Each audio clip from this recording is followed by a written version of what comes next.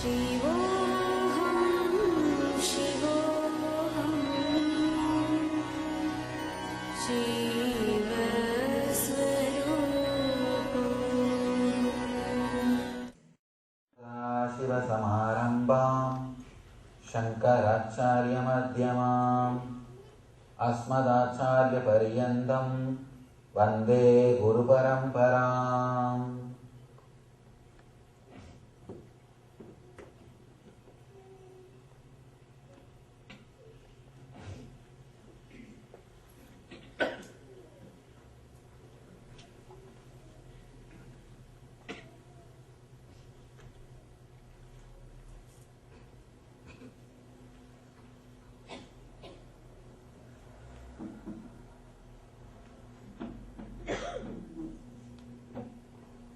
I welcome you all at my love and respect.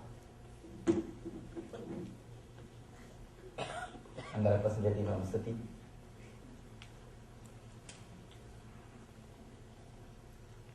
Today's subject is Vedic Renaissance.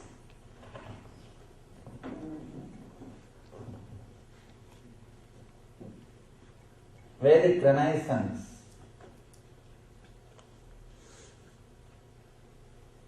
First, let us understand why the Vedic Renaissance should happen. Because this tradition, the Vedic tradition, again and again reminds you to achieve something in the inner world. It's like a constant reminder,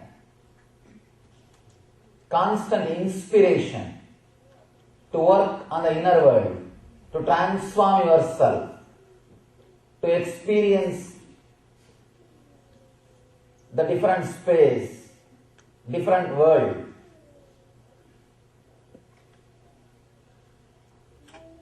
First time in the history of humanity,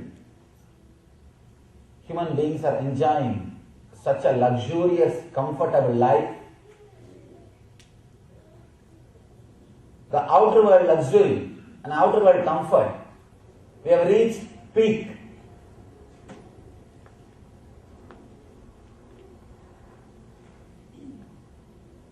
The medical care or the outer world comforts or the communication or luxury, you just can't imagine what we have achieved. Same way, just like how we are in the peak of luxury and comforts, we are in the peak of suffering and misery in the inner world. Humanity has never suffered so much in the inner world. The spiritual poverty, we call that as a spiritual poverty. We are living in a world which is experiencing spiritual poverty. Only Vedic Renaissance can fill the gap, can help the people to achieve peace and bliss. Only with the Vedic Renaissance, people will be able to experience even the comforts and luxuries we have created. Understand? Through the outer world, through the outer science, you may create a beautiful bed, but only with the Vedic system you will have deep sleep.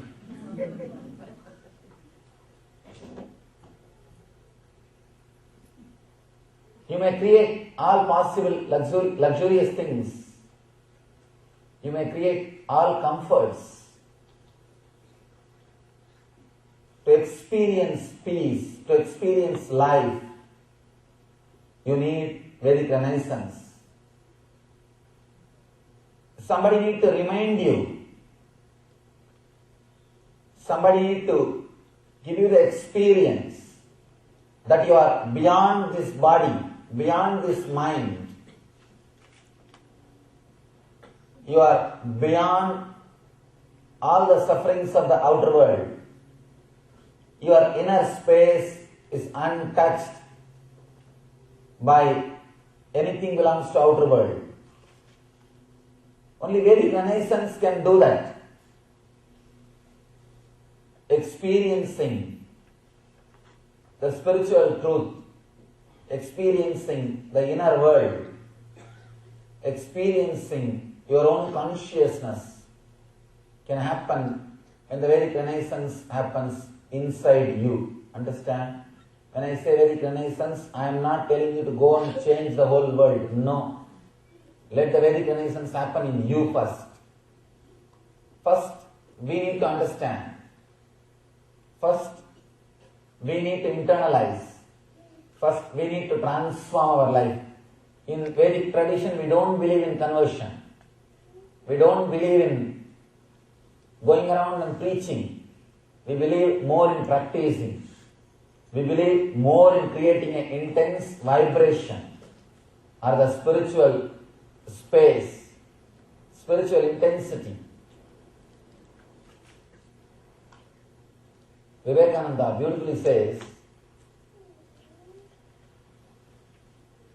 the ordinary teacher who is going around and meeting thousands of people will not be able to create such an intense energy like a person who is sitting in a cave and just radiating his enlightenment. Understand? Vedic Dharma is so courageous. It discourages even preaching.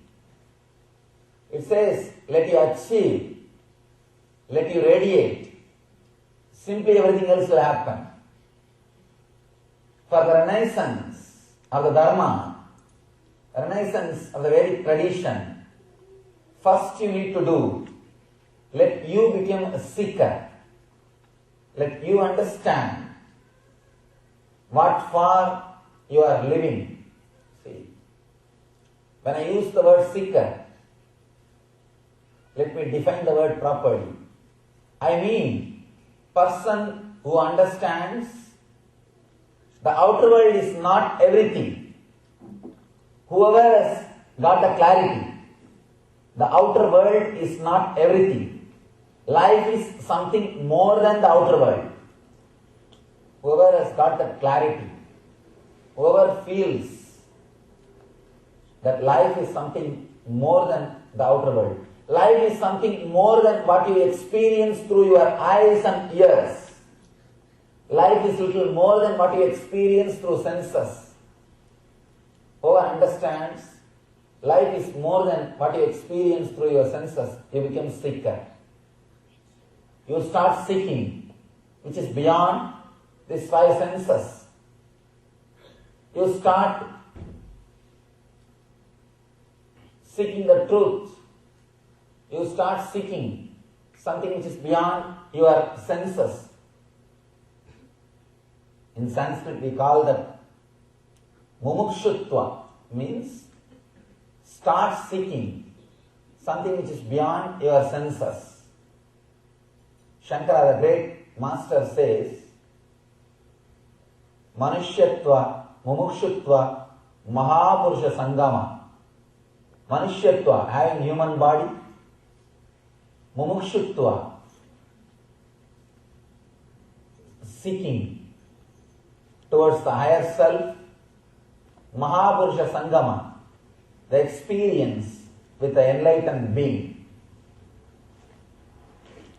Having the darshan or a touch of an enlightened being. All these three are very rare to achieve.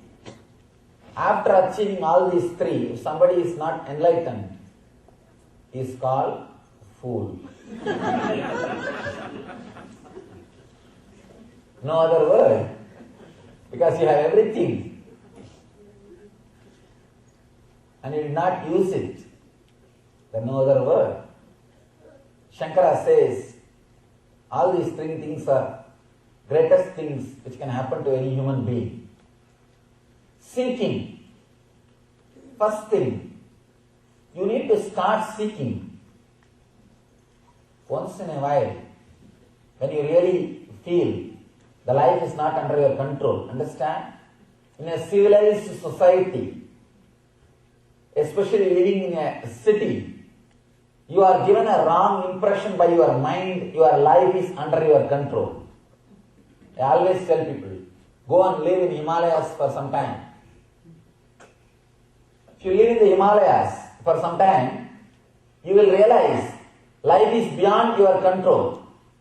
You will understand your life can't be controlled just by your logic. It is beyond your control. You will be reminded your logic is not the master. Your logic is not the master. But in these kind of societies, the cities, almost you are very clear about your routine. From morning till night, you know how you will walk, in which car you will use, where you will reach, what you will do, or what you will not do, and how you will come back, and what is your next routine. Even if there is a small accident, you know there is life insurance. There is insurance. Practically, your ego gives an idea, your logic teaches you, your logic gives you the sort of a feeling, your life is under your logic. Unconsciously you start believing your life is under your logic. That is why whenever some incident happens which is beyond your logic, which is not under your control, you are totally shaken. You are completely shaken. You are not able to handle. You don't know what to do.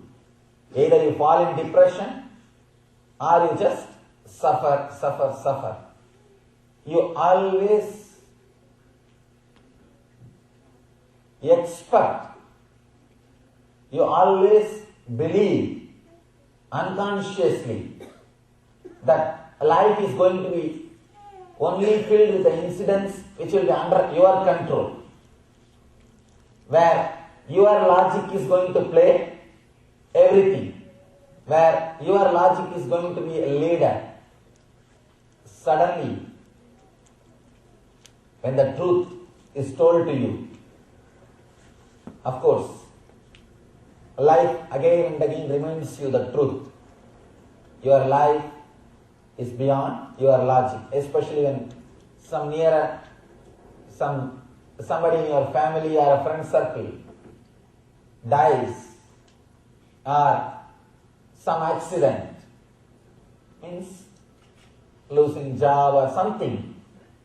Suddenly you will see life is not under your control. Your logic is not the leader. Life is beyond your logic. Life is beyond you. You start seeking. Then you start seeking. Few intelligent people start seeking the law of life. Understand? You know law of the outer world.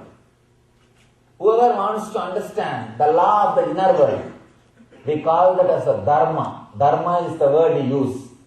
Law of the inner world means the law of cosmic energy. Whoever is trying to search, whoever is trying to seek, whoever is trying to understand the law of the inner world, he is called mumukshu. He is called seeker. First thing, you need to work, you need to start seeking towards the law of life, dharma. What is really dharma? What for the human birth is offered to me? What I am really supposed to achieve? These few questions are the basic need for Vedic Renaissance in you. Understand? If Vedic Renaissance happens in you all, that is more than enough. Don't bother how to create Vedic Renaissance in others. I have always seen people are too busy in creating Vedic Renaissance and others will never allow that to happen in themselves. Because they are too busy looking at others, chiseling others, working on others. They forget that they need to work on themselves. They forget they need to work on their own being. Many people come and ask me, Swamiji, How should I express my gratitude to you? I feel I received so much. How can I help? I always tell people, just meditate. That's the best thing you will do for me. That's the greatest service you will do for me. People ask me, no. Should I do something for your mission? I tell them, first work towards enlightenment. That's the best thing you will do for my mission. People who try just to work for mission without working towards enlightenment, they will be the biggest problem creators. They will create only politics. They will create only politics.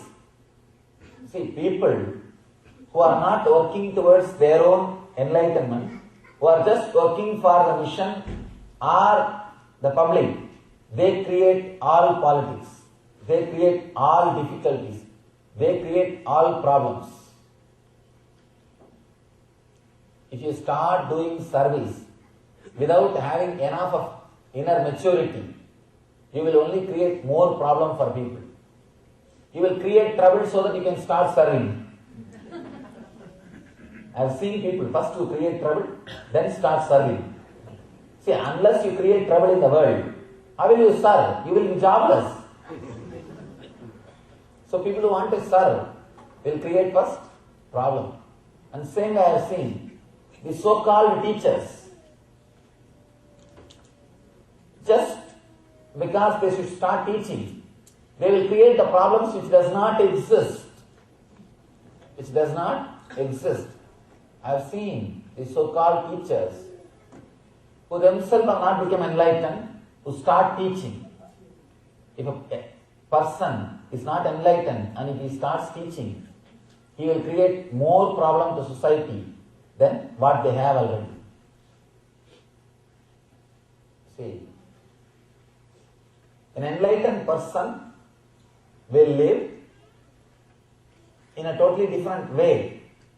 Your logic or your mind will never be able to put that person in a frame. You can't put him in one frame. But with the teachers, you can always expect how they will behave, how they will be. And you can always expect, you can put them in one frame. So it is easy for your mind to believe teachers. It is difficult to trust masters, because masters' first work will be shaking you. I always tell people, if you feel that you are totally shaken, whatever you believe, whatever your ideas you carry is shaken, be very clear that master has started showering his compassion on you, his grace on you. Only when he showers his grace, only when he showers his compassion, your whole being will be shaken. Your whole being will be transformed. First thing you need to understand for Vedic Renaissance is seeking. Let the seeking start happening inside you. The big problem with our mind, whenever you listen these great words, for a few days you will really cherish them. But again, slowly your old inner chattering will come back. Slowly your old mental setup will come back. When your old mental setup comes back, over. You are again running. The peer pressure or the society just makes you run. You are running towards the goal which is not going to give you fulfillment and which never makes you feel alive. I always tell people, great difficulty in a rat race is, even if you win, you are a rat. Even if you win, you are just a rat. Run, what for? You don't even know. Many times people tell me, no, to take care of basic needs. But once you know that you have enough of basic needs and all the things are taken care, after that you think you will stop? Now you are habituated for running. See, by that time You achieve everything to relax and enjoy. Now you are trained to worry. You are trained to run. If you stop running, you feel lonely. You feel something is missing. You feel something is seriously absent in your being. You feel something more needs to be added. Something needs to be achieved. The seeking is the basic quality. First thing for Vedic Renaissance. The next thing. Very important truths.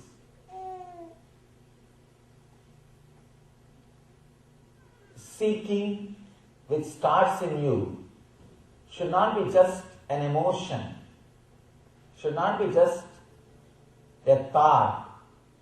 It should be a deep understanding.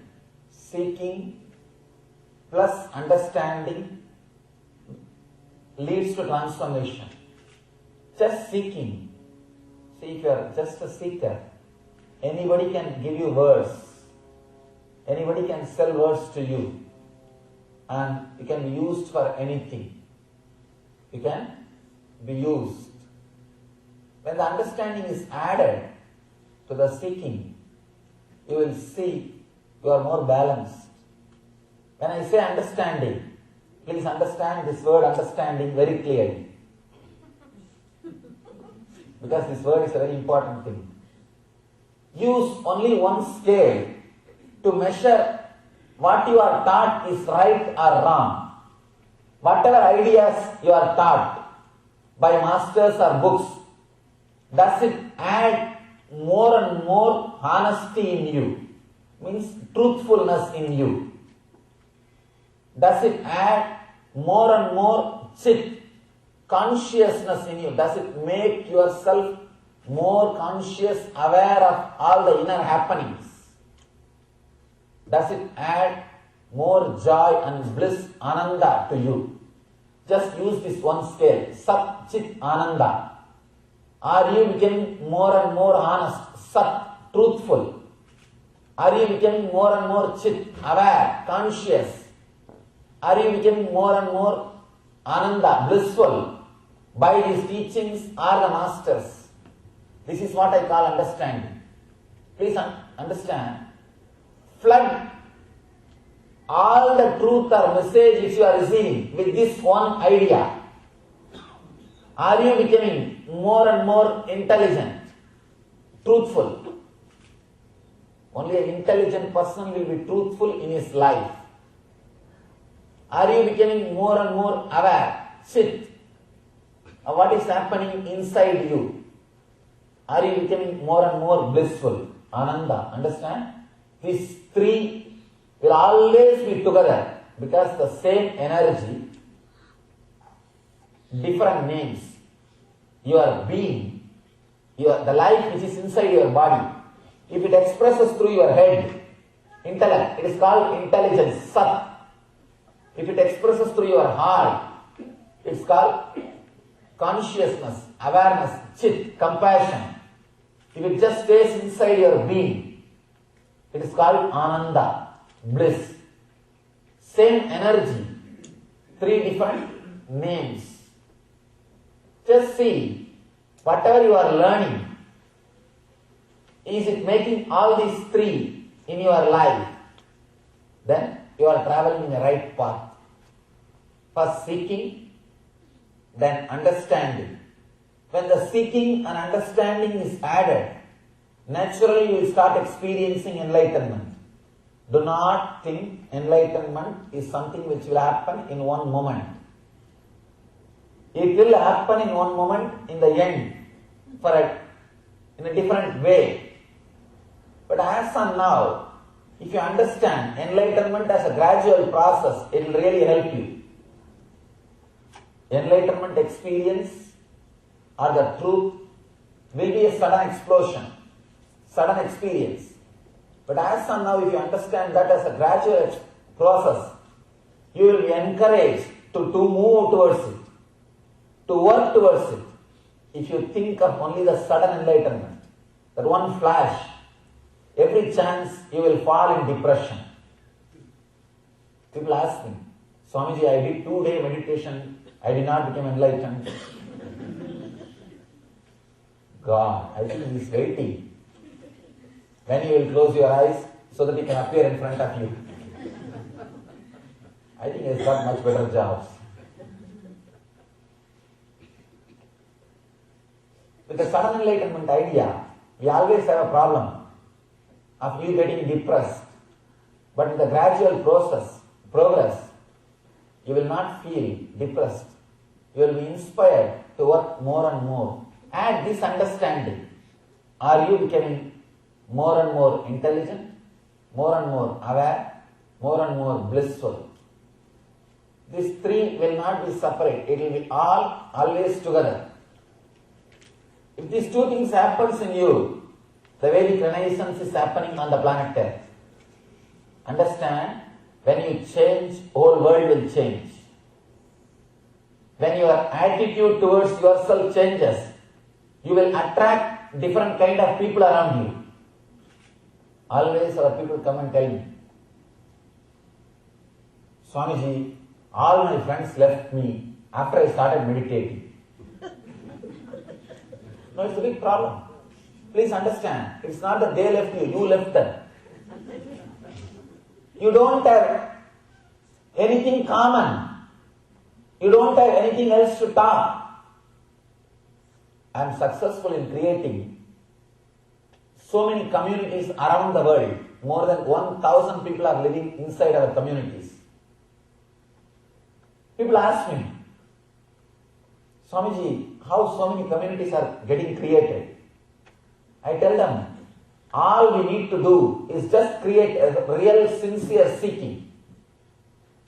Once you start really sincerely seeking, you will see that you are attracted towards a spiritual community and you attract a spiritual community around you. Automatically you attract a spiritual community around you. I always tell people, all I need to create a community is one sincere seeker. That's all. Only one sincere seeker in one city is enough to create a beautiful spiritual community. Because his seeking is so intense, he will attract that kind of people around him. Understand? When a seeker attracts the same kind of people around him, it will be such a beautiful, peaceful arrangement, peaceful community. No legal structure is necessary. No rules is necessary. No regulations is necessary. The whole thing will be so beautiful. The whole thing will be so clear. They will live in dharma.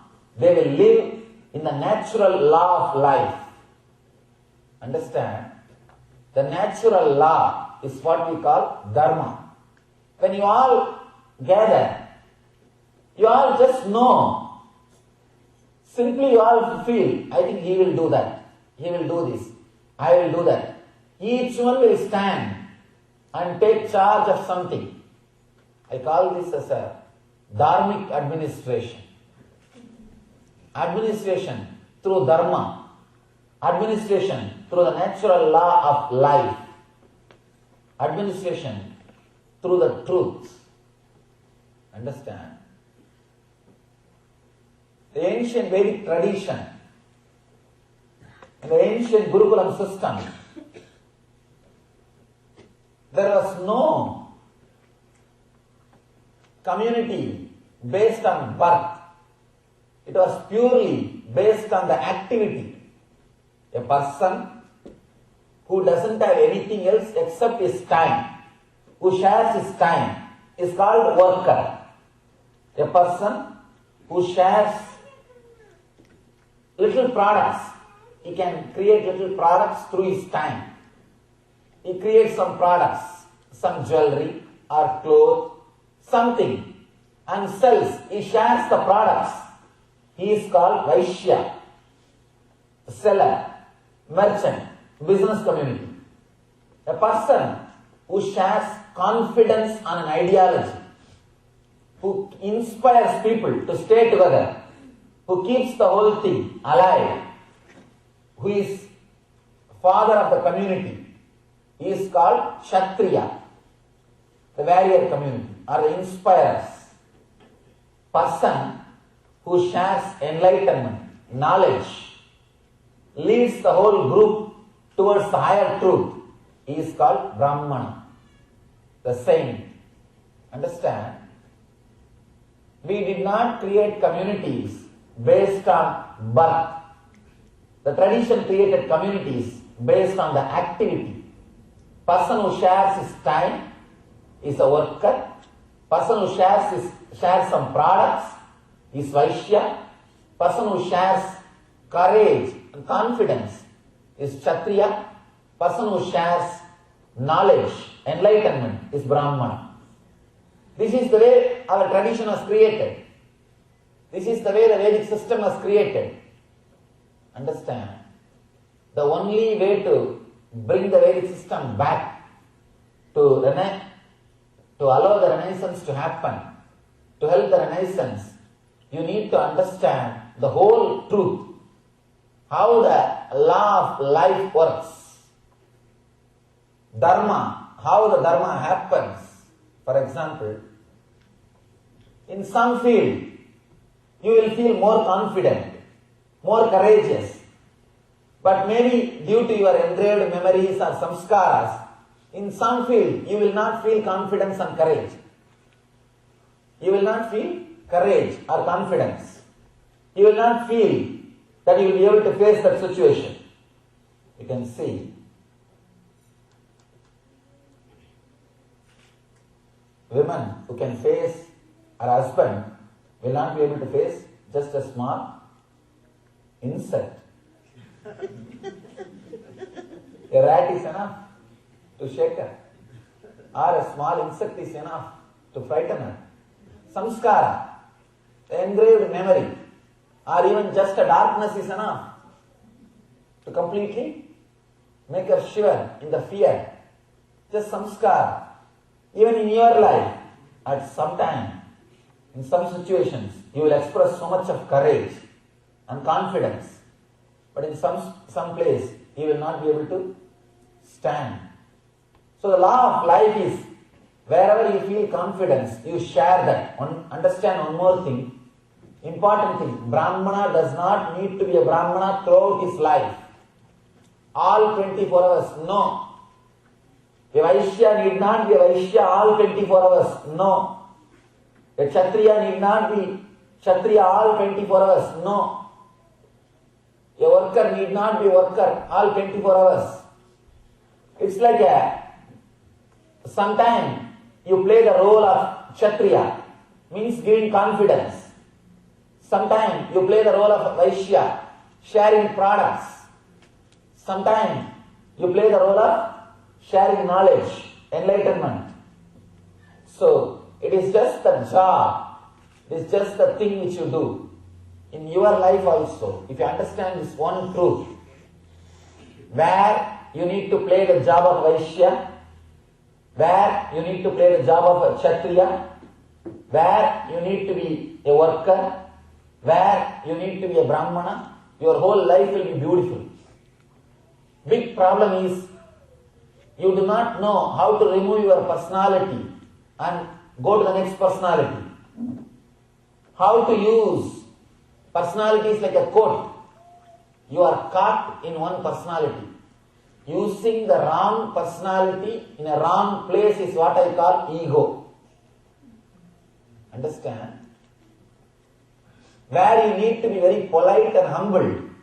If you are arrogant, violent, it's egoistic. And where you need to be very arrogant, courageous, if you are polite and humble, you are egoistic. Understand?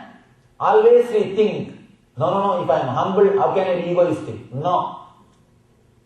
Ego standing topsy-turvy is also ego. Inferior ego. One small incident. Once, the incident happened in a great masters like Ramana Maharshi. His disciple, one of his disciples, translated one of his book into different language. In the translation, the front side of the book, his name is also published, translated by that person's name. When the disciple saw that book, he went and told Bhagavan, they shouldn't have put my name. I don't feel like my name should be publicized. I am not that kind of a person. He went and shouted at the administration, the disciple, why did you put my name? And then came to Bhagavan and Bhagavan said, the ego which asks the name and ego which asks my name should not be put. Both are one and the same. If you ask, my name should be there. And if you say, my name should not be there, both are ego. Relax. Bhagavan beautifully says, it is called inferior ego. The ego which is trying to show the humbleness. Understand? With a superiority complex, with a violent, aggressive ego, at least society will teach you have ego. With a humble ego, you will escape from society. That is more dangerous. That is more dangerous. Very dangerous. It is called cunning ego. The ego which can nicely save itself. The real Vedic Renaissance can happen if you understand where you need to be a Vaishya, businessman. The big problem is with your family, you do Vaishya job, business. With the business, in the business field, where you are supposed to do business, there you do charity. Or there you act like a worker. In the family, you can't carry the same personality of business. There you need to be more a Kshatriya, means sharing confidence. There your business will not work. Big problem is, we lost the attitude or the idea of trusting others. Because we lost that idea, you can't think in any other way except the way of business. I was surprised and shocked when I saw in this country people having their own accounts without the knowledge of the husband or wife. Many families have got their own wealth. Means the husband will not know or the wife will not know. Means what? You have a clear business contract. Please understand. You may be living in one house, you are not living together. You may be living in one house but not living together. You do not know how to handle these four personalities. Where to do the business and where to give confidence. You see, one more thing. If you are not able to trust others, other person, be very clear. Same way, you did not teach that person also to trust you. Never ever think only you are not trusting that person and he or she is trusting you. No. If you are not trusting, the other person is also not trusting. If only when you feel insecure with the other person, you don't trust. So how you will feel insecure? Somewhere you have a data, information that he is not trusting you. So the trust happens if you behave like a Kshatriya, means a father. If you take the whole responsibility on your shoulder, the trust happens. See, seeking and understanding brings Vedic Renaissance in you. Understanding the law of life, Dharma, means the Vaishya, Kshatriya, Brahmana and worker.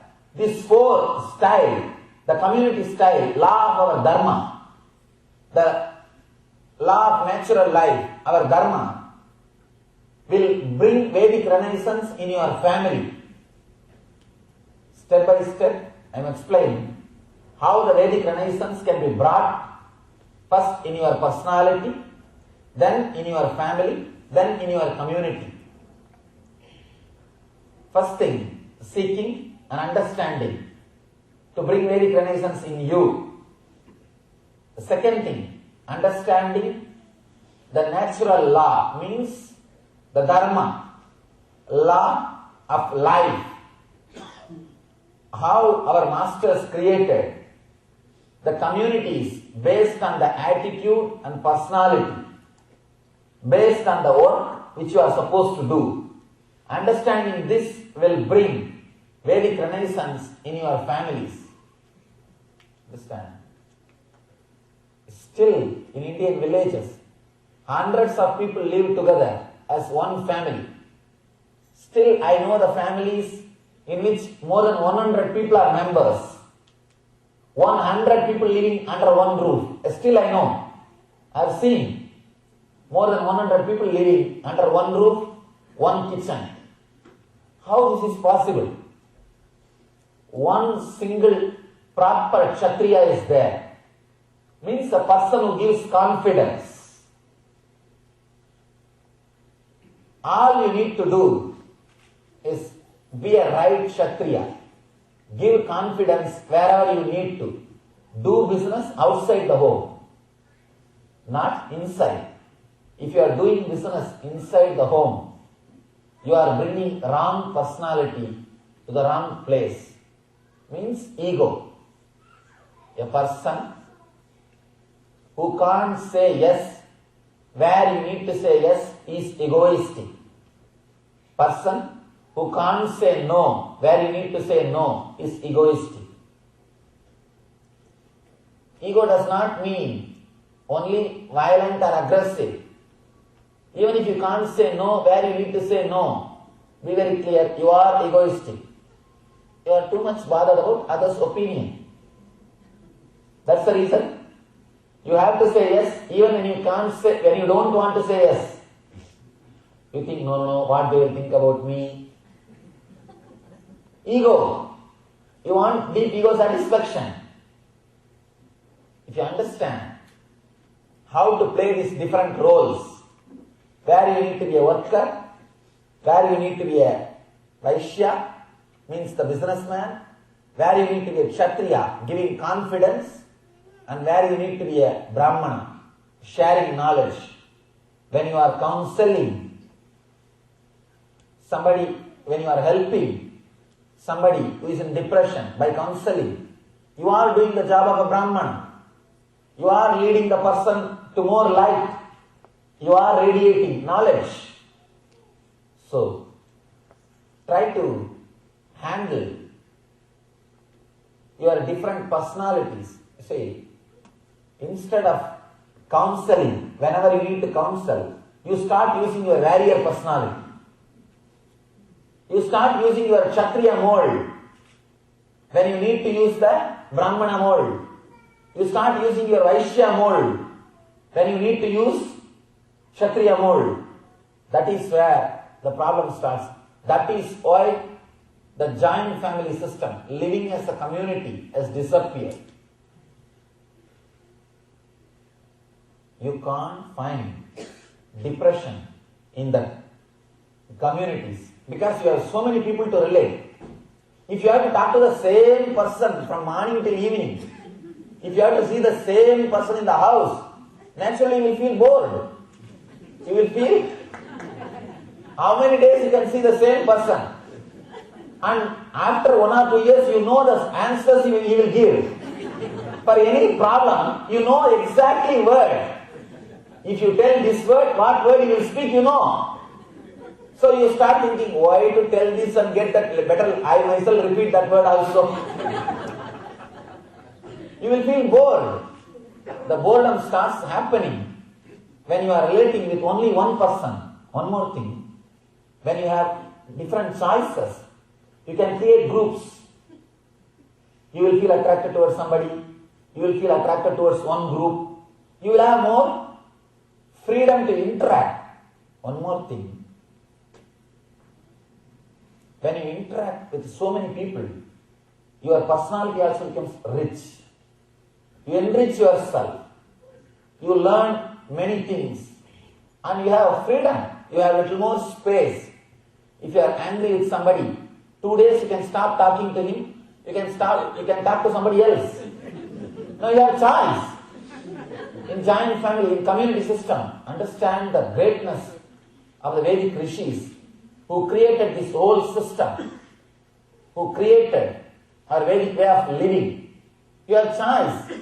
But now, if you are angry towards your husband or wife, Of course, you won't talk to that person, but you don't have anybody else to talk. And you are sitting with your TV. How long you can sit with your TV? One more thing.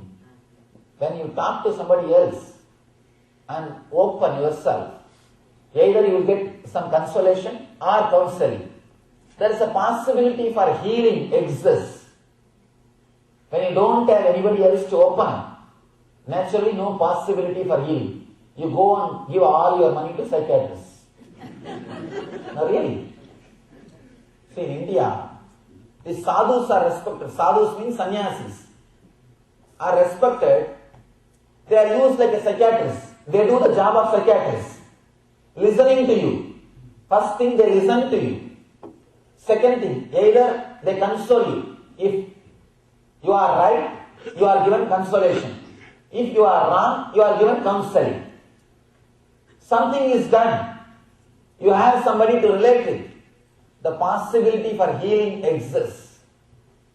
That is why the joint families, depression is less, suicide rate is less, and people live more happily.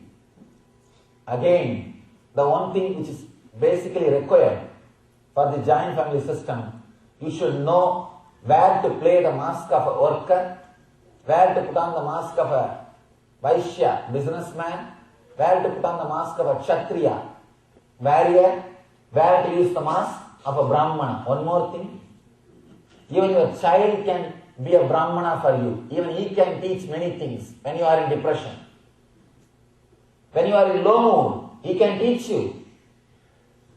He can give you courage. He can give you confidence. He can help you to stand. Helping others or helping each other to stand up again is what we call the Grihastha Dharma. See, Ramakrishna says beautifully, Grihastha Dharma is like a fighting from inside the fort. You can throw your arrows, but you will not be disturbed. You are inside the fort. You are safe, but you can always fight with your enemy because you have a deep security. Grihastha Dharma is like a fighting inside the fort, but Sannyas Dharma is directly facing the enemy, face to face. You don't have protection. When you are in depression, low mood, there is nobody who will lift you up. With Grihastha Dharma, the possibility for healing, possibility for consolation is more. But the difficulty is now in the single family system, in the small family system, just husband, wife and a child living together. In this family kind of a system, you are all practically swamis. Because for you also there is nobody to lift you out. You may live a Grihastha life. No, I can say you are much worse than swamis. Because not only there is nobody to lift you up, there is somebody to always push you down. There is somebody always to push you down. Big difficulty. If you understand how to play these different roles, if you understand, life itself is after all a psychodrama. Now the truth, simply psychodrama. If you understand, you are playing this drama again and again and again. You will realize just being a Brahmana is not something great. Just being Kshatriya is not something great. It's a one more role, that's all. People who never played the role of Brahmana is only so much greedy about that role. If you try to play for a few days, then you will understand. That's also one more work, that's all. That's also one more work, nothing else. I always tell people. People ask me, Swamiji, what is there for you? Wherever you go, people respect you, receive you.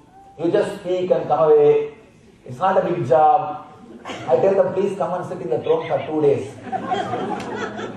Just sit here for 2 days and listen to all the worries and complaints people are giving. If you can listen all the worries and complaints and everything people tell you and go back and sleep in a relaxed way, you are enlightened. Really? Just sit. You don't have to give them energy darshan. You don't have to give them some support. You don't have to give them consoling or counseling. Nothing. You tell them, no, I am in Mauna. You just tell, I will listen. Now, whenever I send these new brahmacharis for training, I tell them, brahmacharis in Mauna, you just talk, you will listen, that's all. Because if he opens the mouth, he will prove that he doesn't know anything. It's better let him be in Mauna. So that people will not understand. People will not think he doesn't know anything. All you need to do, just sit and listen to people. Try to go back and sleep. You won't be able to. If you do the job of the Brahmana, you will understand. This is also one job, that's all. This is also one work, that's all. Nothing else. The whole life is just psychodrama. See, because you are there, I am here. Nothing else. Because disciples are there, Guru is there. Because somebody is a Brahmana, somebody is a Kshatriya. Because somebody is a Kshatriya, somebody is a Vaishya. That's all. See, it is just a psychodrama. Who chooses to play which role? That's all. It's purely your choice. If you are attracted too much towards one choice, go on, try to play that game. In 1 month, everything will become alright. One person went to Arunachala, the place of Ramana Maharshi, and he said, Master, to such a high energy place, so beautiful, so amazing. I know why you feel so blissful and peaceful here. Because of this place. Ramana Maharshi says, just stay here for 1 month, everything will become alright. See, I am not saying that Arunachala is not the energy center or a peaceful place, but your mind will take it for granted. In 1 month your mind will say, I know all these things. I know these things. You will take people for granted. You will take place for granted. You will take things for granted. Understand? When you take things for granted, naturally, life will be boring. Life will be boring. Whenever you are trying to be jealous or greedy of the other roles, try to play that. You will understand, whole thing is just psychodrama. Only if you live that life, you will understand it is nothing. I am not joyful because I am playing the role of the Guru. I am joyful because I understood all the roles are foolishness. No role is going to give joy. Joy is supposed to come from your own being, not from any role which you are playing. That's why I am joyful. I always tell people, whenever this, especially these Swamis, the Brahmacharis, when they take training, they feel a little jealous. We are also talking the same thing. Swamiji is also talking the same thing. But why so much of crowd is gathering for Swamiji? I tell them, sometimes I tell them, hey, today is my program, but I am not going, you go and conduct the program. Just few days I send them. Then they understand. It's one more psychodrama, that's all. Nothing else. One more role being played. If you understand that, if you understand that all role which you are playing is not equivalent to yourself, you will know where to play which role, that's all. You will not be caught too much with the Vaishya attitude or too much with the Kshatriya attitude. Here, in this country especially I saw, all these people are caught too much with one attitude. You hold on to some one attitude. You do not know how to live the life playfully. Easily move from other attitudes. See, when you need to play the businessman role, play it. When you come out, just play some other role. Moving from role to role. Playing all the roles. A person who can play all the four roles and who is beyond, who has understood he is beyond all the four roles, he is called Paramahamsa. Paramahamsa is a person who can play all the four roles, who is not attached to one role, who is not attached to one attitude. All you need to do is understand the utility of these roles and futility of the roles. If you understand the utility of these four roles and futility of these four roles, you will live, you will bring. Understand? If somebody believes God is in the form of Krishna, from the young age, God will appear to him only in that form. If somebody believes God is in the form of Buddha, God will give darshan to him only in that form. Understanding the uniqueness of samskaras, engrams, and respecting all the engrams, all the unique engram structures will bring Vedic renaissance in the whole community. See, when you understand the uniqueness of every faith, you will never try to convert. You will never try to convert. You will only help them to go beyond. See, helping a person to become enlightened is not conversion. Helping somebody for transformation is not conversion. Still now, no Vedic tradition, whether it is Hinduism or Buddhism or Jainism or Sikhism, all of them do not have any ritual for conversion. No. We don't have ritual for conversion because we don't believe in conversion. All we believe, whatever you are living, live intensely. Transform your life. Transform your life. That is the helping somebody to transform. It's not conversion. It's nothing to do with conversion. When you understand the uniqueness of every person's faith, every person's samskaras, engrams, you will bring Vedic renaissance in the outer world. If you try to convert somebody by greed or fear, you are not respecting the uniqueness of his samskaras, engrams. You are not respecting that person. You are counting him only as a number. See, in the army, you are given only the number. 1, 2, 3, 4, like that.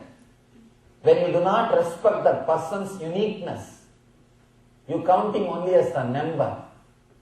If you count him as the number, only then you try to convert. In the Vedic tradition, we don't believe in conversion because we respect every being's unique samskaras, engram, unique setup of engrams. First, try to bring seeking and understanding inside you so that Vedic renaissance will happen in you.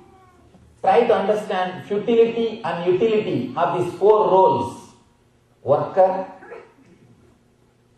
Vaishya, businessman, Kshatriya, warrior, Brahmana, enlightened one. Understand the utility and futility of these four roles. You will bring Vedic renaissance in your family.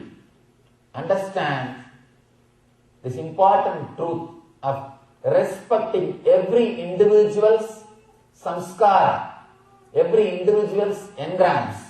You will bring Vedic renaissance in the whole world, the whole community.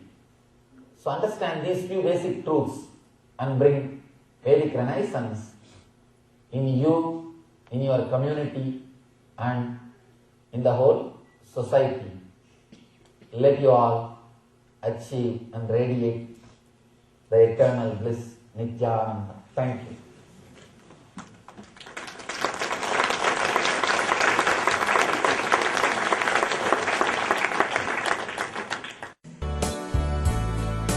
Nityam Sharanam Gacchami, Dhyanam Sharanam Gacchami, Anandam Sharanam